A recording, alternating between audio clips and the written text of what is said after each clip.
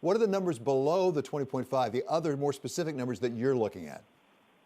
You know, what really is, first of all, the 20.5, the Bureau of Labor Statistics made an attempt to really capture the losses related to COVID-19 by re-estimating their birth and death rates of firm formation. New firm formation plummeted in March. The problem is it probably came to a virtual standstill in April, so these numbers are still understating the actual estimates of what was actually lost in the month of April, because you couldn't capture all of those small business losses that were really out there. That's important. The other issue is the 14.7% on the unemployment rate, that once again, many workers said they were absent from work who were likely unemployed. When you add those back into the equation, that adds another, brings us back up to 20%, and the labor force participation rate at its lowest level since 1973, simply stunning, as everything from parents having to stay home with children and pull themselves out of the labor market because they don't have daycare, to the fact that you're not looking for a job in an economy that's literally shuttered. Our economic statistics were meant for a more traditional recession, and we also allowed people to get unemployment insurance when they weren't looking for a job, because we did close down the economy, but that means less people were counted as the unemployed. We also saw this huge surge in those people having to, once again, almost fivefold the last month, which was a record number. Other people had to accept part-time instead of full-time work. This really was, to a large extent, not people just getting their hours cut back, but full-time workers actually being scaled back to part-time workers. I know many workers and many companies that put their employees on 4/5 time to cut their wages by 20% to be able to preserve the number of jobs they still had in a very low cash flow environment, a cash tight environment. And I think that's important to understand as well.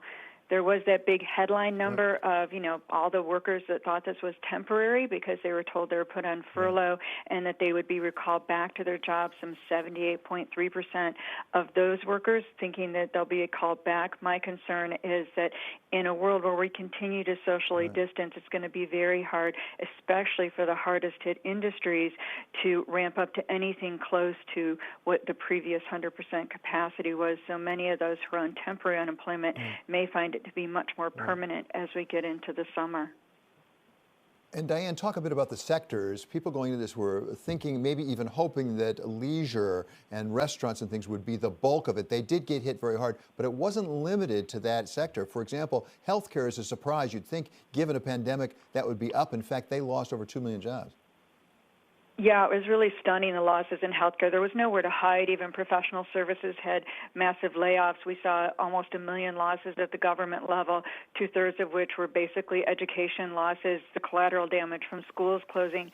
But, those losses in healthcare are really interesting because it's sort of counterintuitive in a health crisis that we would have healthcare workers laid off. But remember, many doctors' offices, people started to pull back. We saw the largest healthcare losses in history in March before we shut down one state or one school, and that was because people stopped going to doctors' offices for fear that they would actually get contagion. Dental offices were also shuttered, and then elective surgeries were taken off the equation to help the hospitals deal with the influx of COVID patients, a huge blow to profitability for hospitals at a time when their costs are escalating due to COVID-19. So you really did see the collateral damage, and this is an area where it's also still really risky to reopen. As they reopen, you're still going to have to continue to socially distance. My own dentist, despite some easier constraints on dentists in Illinois after May 1st, he is not reopening. He's still paying his staff, but he's not reopening because he can't ensure the safety of his staff and clients and keep the social distancing necessary when he's literally working in people's mouths. And I think that's really important to understand as well, that even in the healthcare industry, some of these job losses could be more lingering than many expect. Diane, I don't want to let you go without talking about the fact that, sadly, as too often happens, the people who can least afford it get hurt the worst. As you look at these numbers, you saw the average hourly wage go up a lot, but that's because the people losing their jobs didn't get paid as much, and also minorities got hit hard, and women. Exactly. We really saw this disproportionate hit among Hispanics, blacks. The reduction in losses in participation among minorities was particularly large. Also, the unemployment rate for those less than a high school degree surged over 20%, and that was with reductions in participation in the labor force. So it's actually much higher than that. When you start making these adjustments, we're well into Depression-era levels. And when you lose, the participation rate among women fell more rapidly than the participation rate among men, again reflecting some of that difference in the number of jobs held by women in these sectors, but also they took over more of the parenting responsibilities as children were sent home from school and can't rejoin the labor force. That's going to be a hard nut to crack going forward, because those workers who can least afford child care are going to be left out the longest and unable to come back to work. That's a major hurdle for employers out there as well.